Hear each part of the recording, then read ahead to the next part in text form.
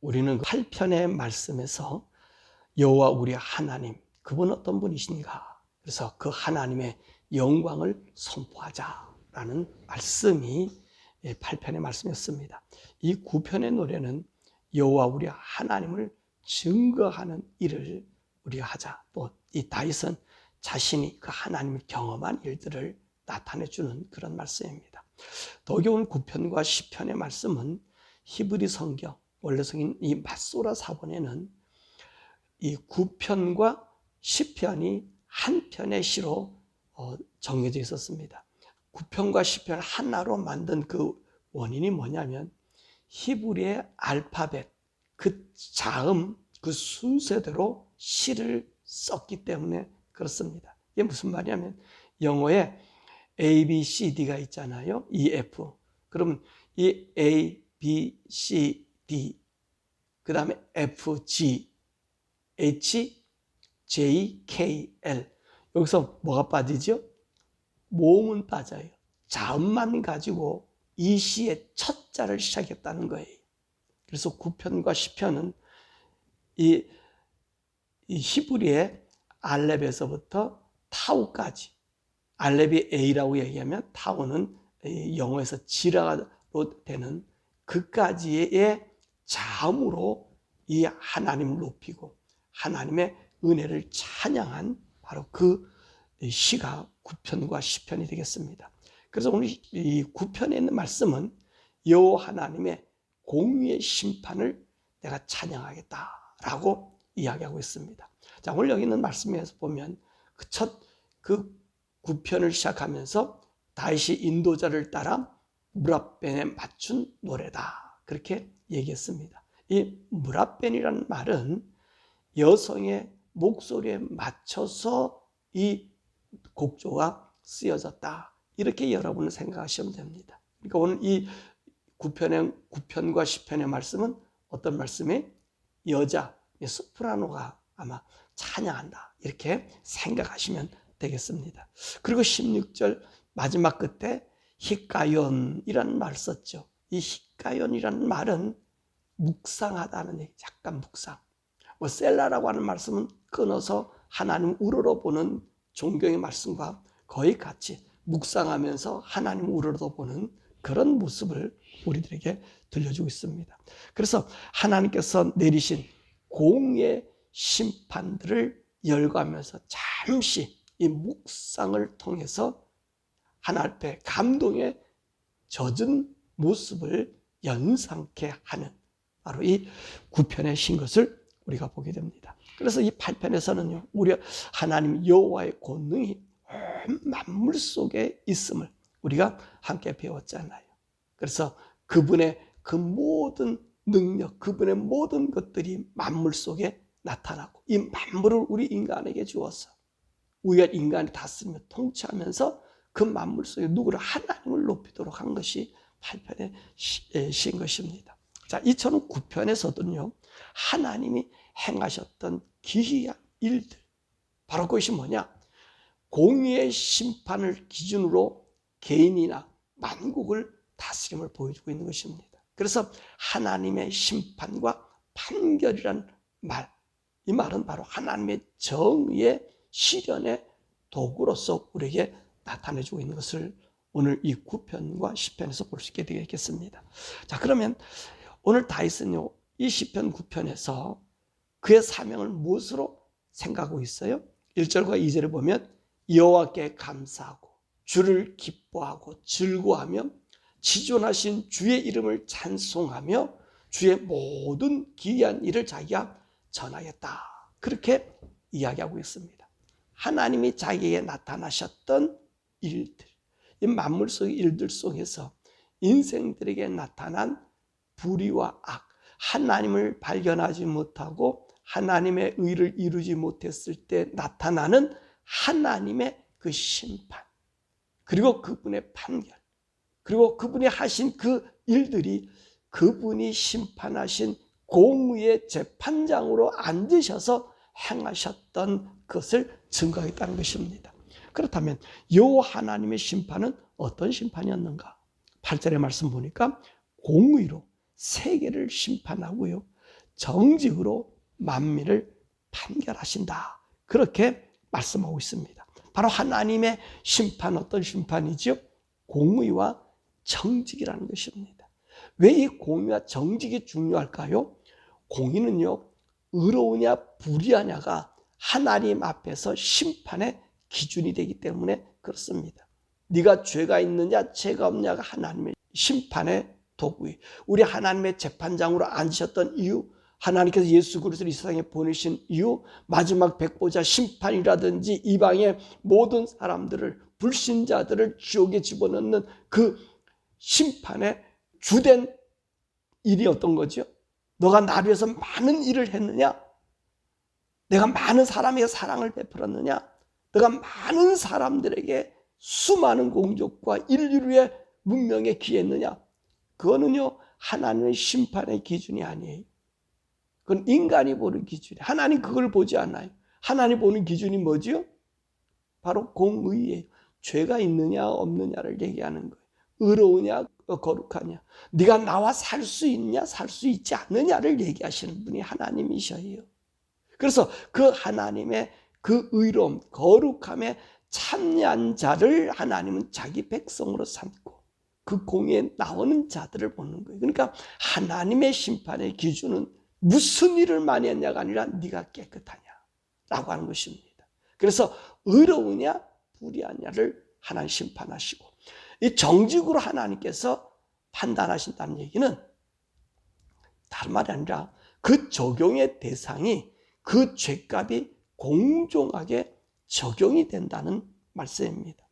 하나님은요, 원수라고 해서 그가 의로운 일을 행하면, 의에 거하면 심판하지 않아요. 그러나 내가 아무리 하나님 앞에 잘 보이고 하나님과 가까이 있다 할지라도 내가 불의하게 하면, 바르지 못하면 하나님은 심판하셔. 이것이 뭐죠? 그 하나님의 정직성이에요. 하나님의 정직성. 이게 하나님의 어떤 신실함. 우리 조직신학에서 하나님의 속성에 대해서 배웠잖아요. 그분의 정직성, 신실함, 의로우심. 이것이 뭐지요? 그분의 속성이에요. 그러니까 하나님은 정직으로 우리에게 판결을 내리시는데 그 판결은 어떻죠? 내게 가까운 사람이라 해서 봐주고, 내게 악한 짓을 했다 해서 그를 의로운 일을 한 것을 막는 분이 아니란 말이지. 그래서 그 판결이 정직하다는 거예요. 그 적용의 대상이 온전하다는 것입니다. 그래서 하나님 앞에 우리가 아무리 사랑받는 자라 할지라도 하나님께 범죄하면, 불의를 정하면 가차없이 심판하신 분이 하나님 것입니다. 그러니까 바로 다윗은 이 하나님을 증거하겠다는 거예요. 그래서 오늘 이 본문의 말씀을, 9편의 말씀, 사람들의 이야기가 이 밧세바에게 범죄하고 난 다음에 자기의 그 일들을 기억하면서 이 시를 썼다. 그리고 암몬을 정복하고 나서 썼다. 대적이라는 얘기 썼을 때 그렇게 썼어요. 그러니까 자기가 경험해 봤잖아요. 내가 하나님의 정말 얼마나 마음에 합한 자였어요. 그런데 하나님의 범죄했다고 가차없이 하나님께서 심판하시잖아요.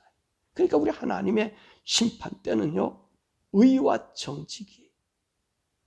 그렇기 때문에 하나님의 심판은 완전한 것이고 그것이 공정한 심판이라는 말씀입니다.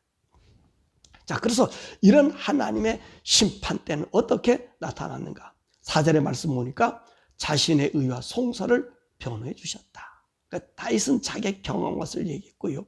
원수들은 끊어져서 영원히 멸망당하고, 5절의 말씀 보니까 악인은 멸하시고 그 이름을 제거하시며 또 그들의 성읍들을 무너뜨렸다. 그렇게 이야기합니다.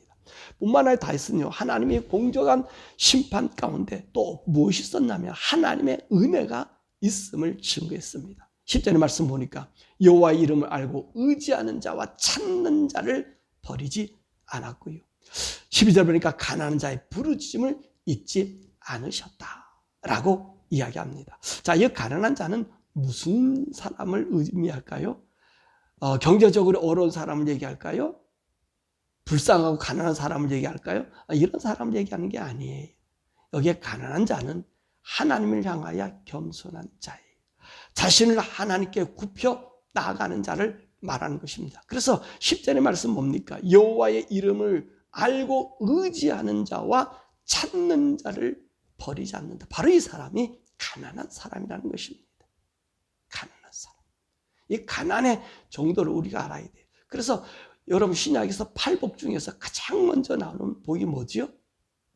심령이 가난한 자. 이 가난한, 이 절대적인 가난은 절대적인 하나님 앞에 겸손한 자. 하나님 앞에 나아가는 자가 복 있는 자고 하나님 앞에 나오는 자가 천국이 저희 것이 되는 거예요. 8복의 첫 번째 복의 동복이 뭐라고요? 가난한 자. 하나님 앞에 전심으로 굽혀 나가는 자. 이렇게 하나님 앞에 굽혀 나갈 때 13절에 보니까 다윗은 자기를 사망의 몸에서 하나님께서 구원해 주셨고 나를 미워하는 자에게서 받는 고통을 하나님께 호소할 수 있었다는 거예요. 기억해달라고 얘기할 수 있다는 것입니다. 뿐만 아니라 하나님을 대항했던 그 이방의 나라들은 어떠세요? 하나님을 대항한다. 사실 여러분 이건 우리 아셔야 돼요. 의로운 자, 하나님의 백성, 하나님의 사람을 대적하는 것은요, 곧 하나님을 대적하는 거예요. 그래서 우리 예수님께서도 그랬잖아요. 네가 전해준 말을 받아들이면, 곧 누구 말을 받아들이면 내 말을 받아들인다 그랬죠. 우리 주님. 나 보내신 자를 믿으면 하나님을 믿는다라고. 그렇게 예수님을 믿으면 하나님을 믿는 것이고, 또 내가 너희를 파송해 보내면 네가 증거한 그 하나님을 그들이 받아들이면 나를 받아들인 것이라고. 그 사도들을 세워서 하나님 말씀하신 것 아니에요. 그러니까 다시 말하면 이 의인이요, 여러분들이 하나님을 섬기고 나가는 여러분들이 하나님의 대신자예요. 대신해서 나가는 사람들이. 기억하셔요. 우리가 존귀한 자라. 그래서 땅에 있는 성도가 존귀하다라고 하는 말은 여러분들이 하나님의 대리인이라는 사실을 기억하시길 바랍니다. 어느 때 있을 때 우리 심령이 하나님 앞에 있고요, 우리가 의로운 가운데 정직한 가운데 있을 때는 여러분은 하나님을 대신한다는 사실을 잊지 마시길 바랍니다. 그래서 오늘 다윗은 얘기하잖아요. 오늘 이방인들이 자기에게 대항해서 웅덩이를 팔고 숨어서 구물을 만들어서 자기를 넘어뜨려 했지만 오히려 그들이 그곳에 빠지게 되더라는 것입니다. 그래서 오늘 다윗은 이 하나님의 은혜 증거를 뭐라고 얘기하는 9절에 보니까 압제당하는 자의 요새요, 환난 때의 요새다. 이 압제란 당한다는 자라는 얘기는 이유 없이 학대당하는 그를 얘기하는 게 아니에요. 그러니까 이 성경을 볼 때, 그러니까 이 사회주의자들, 그리고 하나님의 은혜를 모르는 공산 쪽에 있는 사람들은 자꾸 이들을요, 가난한 자, 불쌍한 자를 얘기하는데 그런 자들이 아니에요. 대부분 성경은 의에 거하는 자. 물론 그 가난한 자들을 돕지 말라는 거 아니에요. 그건 돕는 거지만 오늘 우리들에게 요새가 되고, 그리고 우리가 산성이 되시고 우리를 지켜주시는 이 사람들은 누구죠? 의인이 압제당할 때 얘기하는 거예요. 하나님을 섬기는 사람이 압제당할 때를 얘기하는 거지, 사회적인 약자다. 그래서 동성연애 하는 자들을 뭐 해주고, 뭐 그들을 보호해주고, 그들에게 이거는요, 그래서 그들 압제하는 것이 그 인권을 회복시키는 거 아니에요. 또 이 도둑놈들이고 살인 강도를 한국에서는 이상한 게 있어요. 그들의 얼굴을 가려줘요. 이거는요, 이 공산주의 사탄들이 하는 짓이에요. 미국 같은 경우는요, 살인자든지 이런 사람들이 확인되면 얼굴을 확 공개해버려요. 모든 사람이 알으라는 거예요. 이게 자유민주주의예요. 근데 한국의 민주주의는 그렇지 않아요. 범인들을 보호해주고요, 오히려 피해당한 자들을 공개해버려요. 이게 잘못됐다는 거예요. 이 적용을 잘못 알고 있는 거예요. 그러니까 이 사회주의나 공산주의에 있는 사람들의 그 설교나 내용의 얘기를 보면, 압제자, 가난한 자들 보면요, 그냥 사회적인 어떤 약자들 얘기, 물론 그들을 도와주는 건 맞아요. 근데 적용은 그런 적용이에요. 오늘 우리들에게 적용하는 이 성경 말씀, 하나님 앞에서의 있었을 때 압제자. 그래서 하나님께서 고와 가부들을 돌보라 그러잖아요. 그 뉘앙스가 달라요. 성경에 보는 해석의 뉘앙스가 달라요. 이런 이 사회주의자들은 이 공산주의에 속고 하나님 영이 없는 목회자들 보면 압제당하는 자, 환난자 받은 자들의 요새다. 이런 적용을 어떻게 하느냐? 사회적인 약자에 대해서 하나님이 이렇게 했다라고 우리를 선동해 나가요. 이거는 성경을 모르는 자들이. 그러니까 성경에서 압제당하고 여호와 하나님 앞에서 이런 자들이다라고 할 때는 우리 어떤 사람이 가난한 자, 우리 심령이 하나님께 드려지고 의로운 자에 대한 이야기입니다. 이런 자들을 누가? 오늘 이방의 나라들. 그래서 17절 18절에 뭐라고 얘기해요? 악인들과 하나님을 잊은 이방인들은 수울로 가게 하고요. 궁핍한 자와 가난한 자들은 영원히 실망시키지 않게 해달라. 이게 무슨 말이죠? 이게 무슨 말이에요? 궁핍하고 가난한 자들은 누구죠? 하나님을 찾는 자들이지요.